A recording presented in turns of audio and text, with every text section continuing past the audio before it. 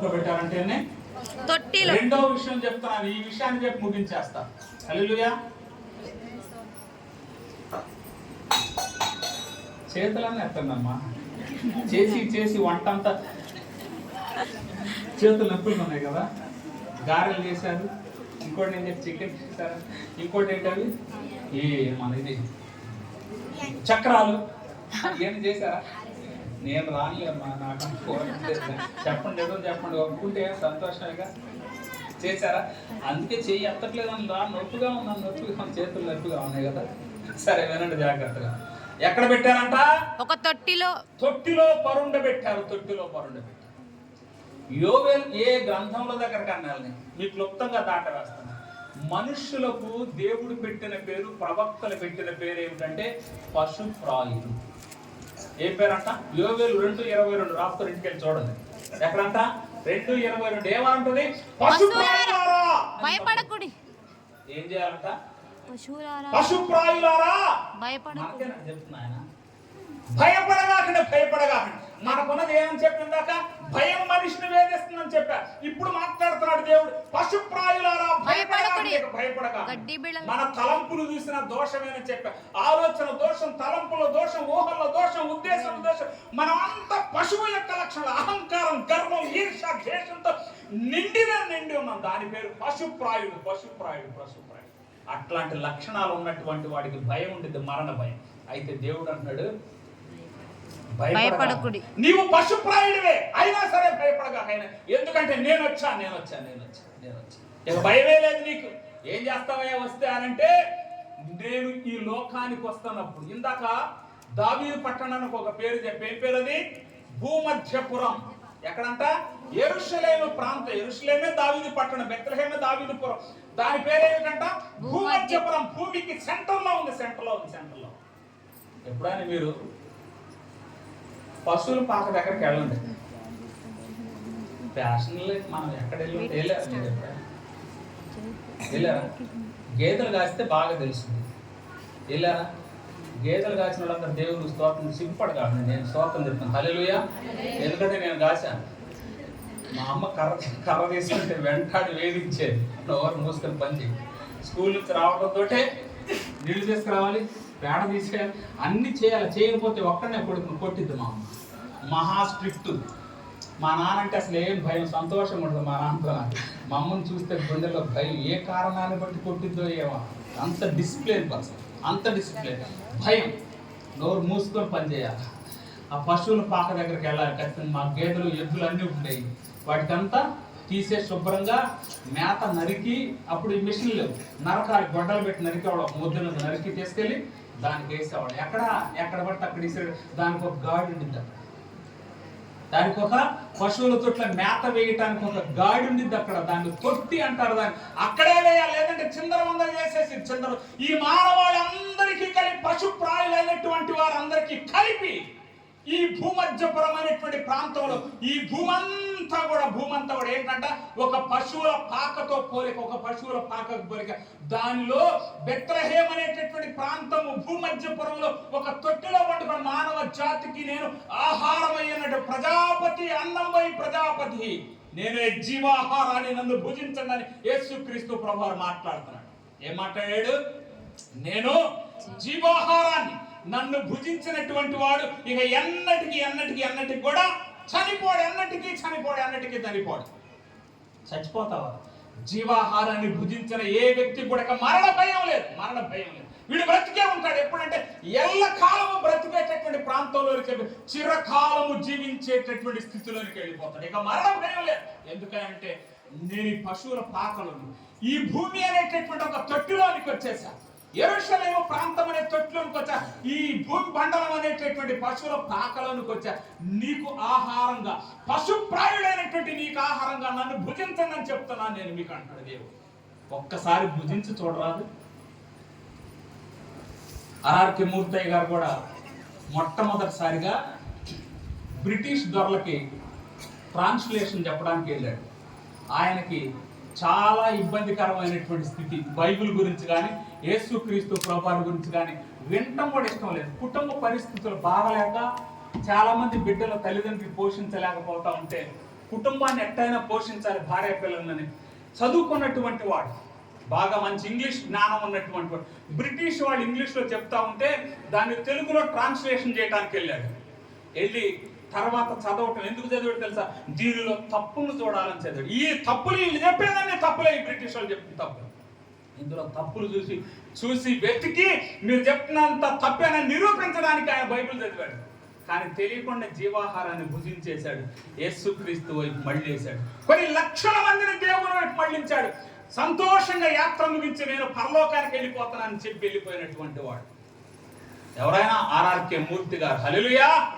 ఎంత గొప్ప ఆహారాన్ని, ఎంత గొప్ప కృప మీ ముందుకు జీవాహారంగా ఈ దినాలు వచ్చేసింది. ఎక్కడికి వచ్చిందంటే బెత్లెహేములో వచ్చినటువంటి జీవాహారం నీ మధ్యలోను కూడా వచ్చింది. భుజించావా మరి నాయన? మేము తింటలేదయ్యా దాన్ని సరిగ్గా. జీవం పోయిందేమో జాగ్రత్త. క్రీస్తు ఈ లోకానికి రావటం ఒక ఎత్తు అయితే, ఆయన సంపూర్ణంగా నీవు భుజిస్తున్నావో లేదో తెలుసుకో. ఒకవేళ నీవు దాన్ని భుజించకపోతే, జీవాహారాన్ని నీవు భుజించకపోతే జీవము లేనటువంటి వాడు అవుతావు, కానీ జీవం ఉన్న పరలోకానికి వెళ్ళేటటువంటి వాడు ఎన్నటికీ కాలేదు. కాబట్టి ప్రియ సహోదరులారా, సహోదరి, నా మాట ముగిస్తూ ఒక చిన్న హెచ్చరిక చేస్తాను. మీకు ఒక మాట మీకు జ్ఞాపకం చేయాలనిపించింది. ఇప్పుడే వాట్సాప్లో పెట్టాడు ఒక అతను, అన్నా ఎట్లా అన్నా మేము దేవుని క్రిస్మస్ జరుపుకోవటానికంటే నేను ఒక మాట చెప్పాను. ఏంటంటే రోమా పత్రిక దగ్గరకు ఒకసారి రండి, చదువుదాం ఒకసారి. ఆ మాట చూద్దాం. 8వ అధ్యాయము 14వ వచనం చదవండి ఒకసారి. అమ్మా దేవుని ఆత్మ చేత ఎందరూ నడిపించబడుదురు వారందరూ దేవుని కుమారులై ఉందురు.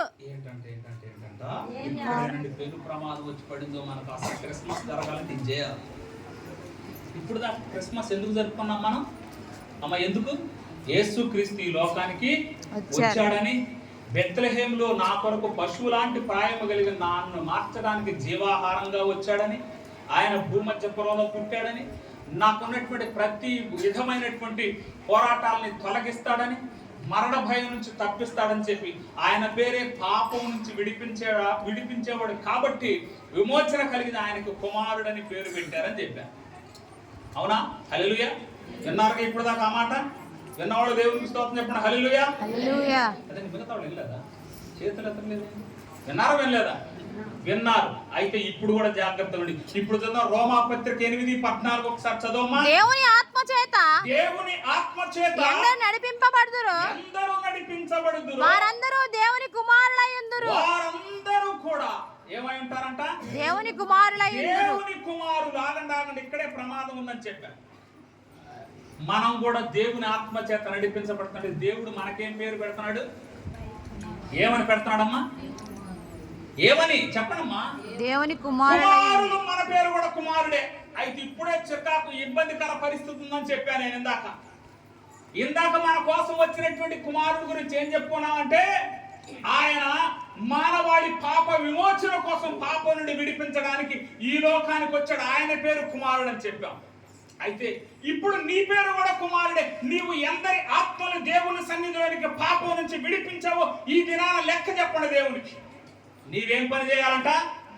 నీవు కూడా లోకంలోనికి వెళ్ళి ఎందరైతే పశుప్రాయంగా ఉన్నారో, ఎందరైతే రక్షణ సంకల్పంలోనికి రాలేదో, ఎందరైతే దేవుని తెలుసుకోకుండా ఉన్నారో, ఎందరైతే మరణపు నీడ కింద ఉన్నారో, ఎందరైతే చీకట్లో జీవితాలు గడిచిపోతూ ఉన్నాయో, వీరందరికీ నీవు చేయాల్సిన పని ఏమిటి? ఎందుకు నీ బాధ్యత అంటే నిన్ను కూడా కుమారుడనే పిలిచారు. ఈ కుమారుడనే పేరుకు సార్థక నామధేయుడు కావాలంటే ఏం చేయాలంటే వారందరినీ పాపం నుంచి విడిపించే బాధ్యత నీదే. అది అసలైన క్రిస్మస్.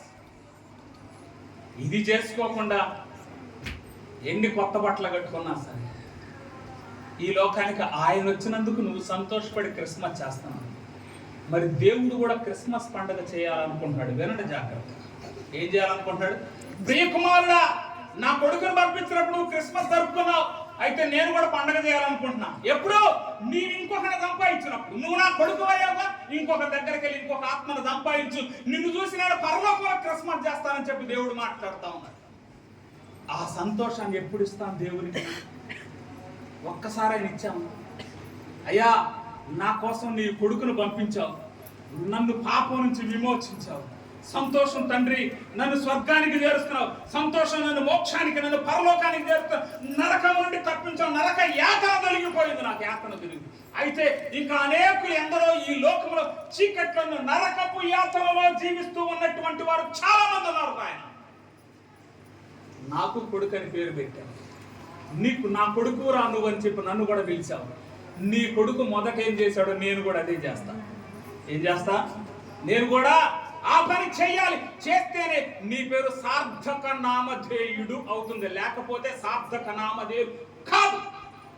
ఏమి సంతోషించాల్సిన అవసరమే లేదు. అతి ప్రమాదకరమైన విషయం చెప్తానని చెప్పి ఇదే. ఒకవేళ ప్రశాంతంగా కూర్చున్నావేమో, క్రిస్మస్ పండుగ వచ్చిందన్న 15 రోజుల నుంచి, నెల రోజుల నుంచి బట్టలు కొనుక్కోండి, తప్పులేదు. కొనుక్కోండి, తప్పులేదు. ఈ బట్టలు ఇంకొకటి కొనుక్కునేటట్టు చేయండి. మరి చేయాలా వద్దా? మాకేం పర్లేదు అన్న. 15 రోజుల ముందే భోజనం దొరకడం మొదలు పెట్టాము. ఎప్పుడు పెట్టారు? మీరు సగం మంది సహోదరులు జలుబుతో బాధపడతా ఉంటారు. నాకు తెలుసా విషయం? తెలుసా? తెలియదు. వాస్తవా కాదా? అవునా? అంటే ఇంట్లో చేయలేదా? దులిపి చెప్పడం బో అన్నా. ఓకే, నువ్వు చెప్పింది కరెక్ట్ అంటే అలాగే. ఎందుకంటే ఇంట్లో దులుపటం కాదు, బూజు దులుపు సంతోషం. కానీ సమాజానికి కూడా బూజు పట్టింది. సమాజానికి కూడా బూజు పట్టింది. ఎంతో మంది దేవుని తెలియక, అజ్ఞానంలోని దేవుని యొక్క జ్ఞానాన్ని గ్రహించలేక ఎందరో జ్ఞానులైనటువంటి వారు వెళ్ళిపోతారు. బాగా తెలివి ఉందనుకున్నాడు, వెళ్ళిపోతున్నాడు. చాలా డబ్బున్నోళ్ళు వెళ్ళిపోతున్నారు. దేవుడిచ్చిన ఆయుష్ను మధ్యలో ముగించుకొని వెళ్ళిపోయేవాడు కూడా చాలా మంది ఉన్నారు. వాడు చూడండి, యవనస్తులైనటువంటి వారు బండి తోలుతూ ఉంటే భయం వేస్తారు. గుంటూరు టౌన్లో ప్రత్యేకంగా అసలు ఇంత గ్యాప్ దొరికి అట్టు వెళ్ళిపోతున్నారా? అట్టు వెళ్ళిపోతారు. భయం వేస్తుంది, భయం వేస్తుంది. ఎందుకంటే నాయన నేను అనుకుంటా, అయ్యా దేవుడిచ్చిన ఆయుష్ కాక బ్రతకడం అనుకుంటాను మనసు. ఎందరో ఆయుష్ నాకు అవసరం లేదని వెళ్ళిపోతాను. అట్లాంటి వెళ్ళిపోయే వాళ్ళందరూ నరకానికి పోతున్నారేమో. జాగ్రత్త. నీ వాడి పట్ల బాధ్యత నీకు లేదా? నీవు జరుపుకున్న క్రిస్మస్ యేసుక్రీస్తు ప్రభువు పరలోకంలో చేసుకోవద్దా? అదిగో చూడండి, దేవదూతలందరిని ఇట్లాగే పిలిచి కూర్చోబెట్టి నా కొడుకు ఒక ఆత్మ రక్షించాడు, నాకు సంతోషం, మీ అందరికి పండగ చేస్తాను అనొద్దా దేవుడు? నీ ఒక్కదానివే సంతోషించాలా?